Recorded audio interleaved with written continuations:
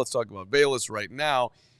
First pitch to him, he didn't catch the ball. It didn't look like a great pitch from Tyson, but I think judging by the fact that he didn't see the ball until the second half again, I thought that Velus did something wrong on that play because all of a sudden Travis Homer's getting a bunch of carries. But when he did get back out there, we started to see why the Bears finally, maybe it should have been a lot earlier, but finally they figured out this dude looks like a running back because when the ball's in his hands, you see the speed, and that is attractive. I tweeted out that I feel like this year is a move. This move is a year late. They should have done this thing a year ago, right?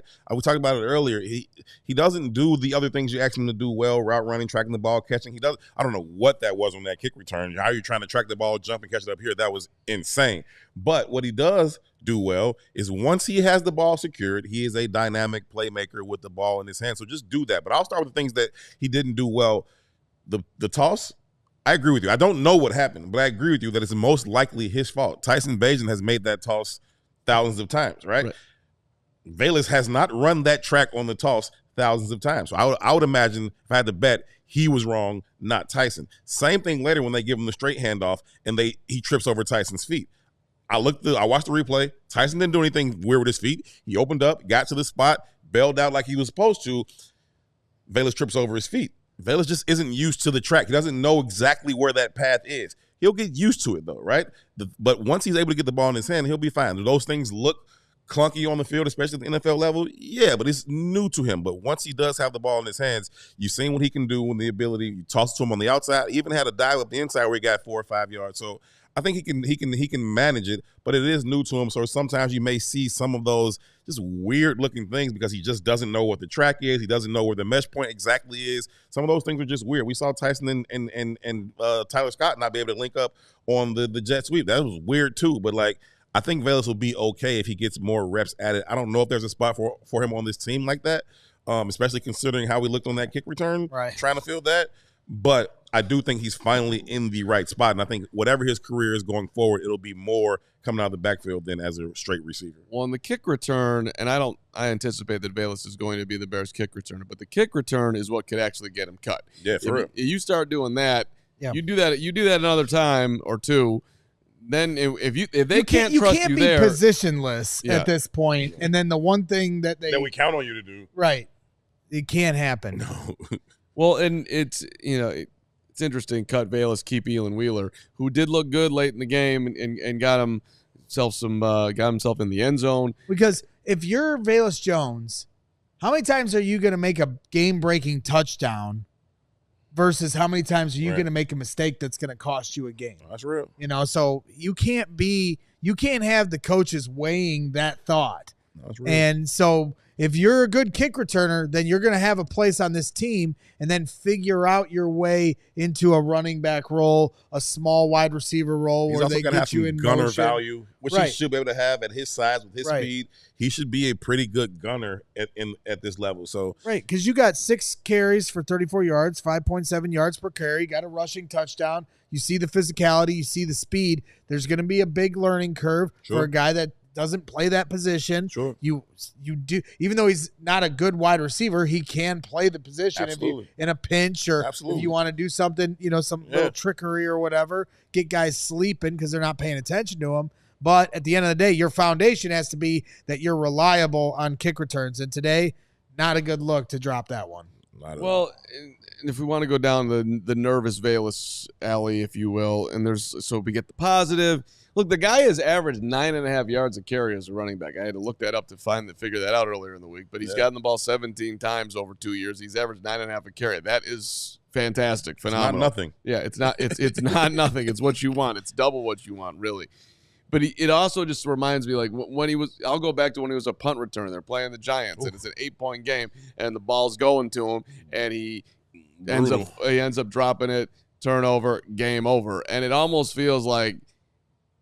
If you're going down the nervous thing, it's like you give him the ball, you're just worried that he's going to fumble it at some point in a key spot. He's got to become a trustworthy dude, and he's got a ways to get there. So how much will the Bears continue to invest in him? They obviously like his talent because he's still here. Right. Well, New Harper in the chat says, Velus is a deep threat on offense in regards to wide receiver. That's it.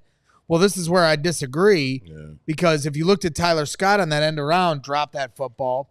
That's the kind of play that Velus Jones can play. If you got him lined up in the slot as a wide receiver, you send him in motion in the backfield, you hand it off to him. That's something that the defense has to account for. Even if you send him in motion and you don't hand him the football, play off of it. How many times did we see that last year where they had him in motion and that opened up running lanes for Justin Fields the opposite direction? So a guy like that, whether he's flawed or not, the defense has to account for him because speed is so important in this league. And he's got it in bunches. But the ball security thing, no secret to everybody here, but it's just an issue, and he's got to get it figured out. And same with Tyler Scott, to that matter, because he put a ball on the turf today. And both those guys, they have the case of the dropsies one too many times. And coaches just, especially with the depth that this roster's starting to build, you're not going to have very much margin of error that you've had the last couple of years. Some coaches got families and they got mortgages. And if it's not safe to put the ball in your hands, I'm not putting it in your hands, man.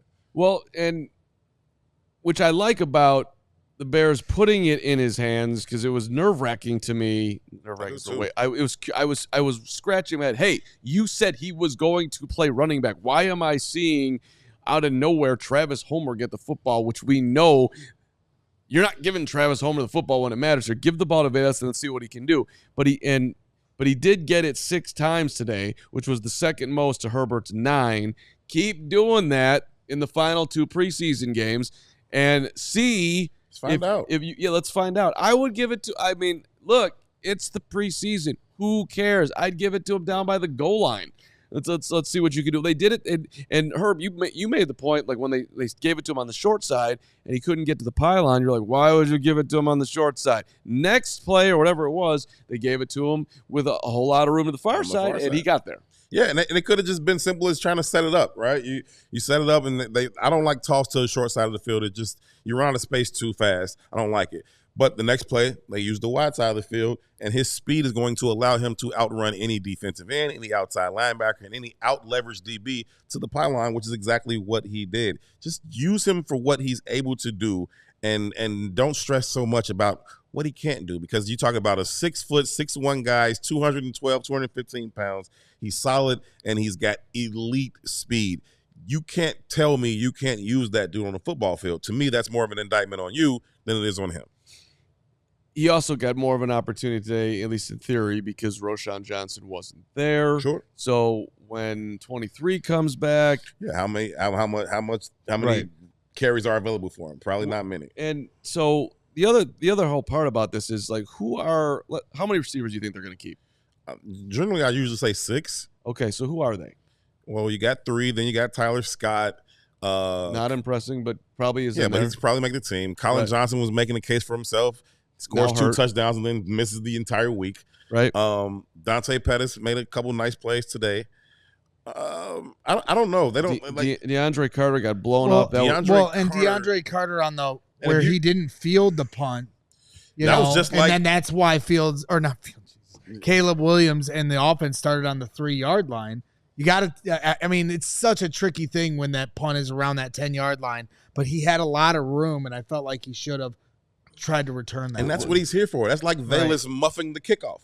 That's why you two dudes are on the team. You don't muff the kickoff. You don't misjudge the punt. You can't let that thing bounce like that and end up inside the 5-yard line.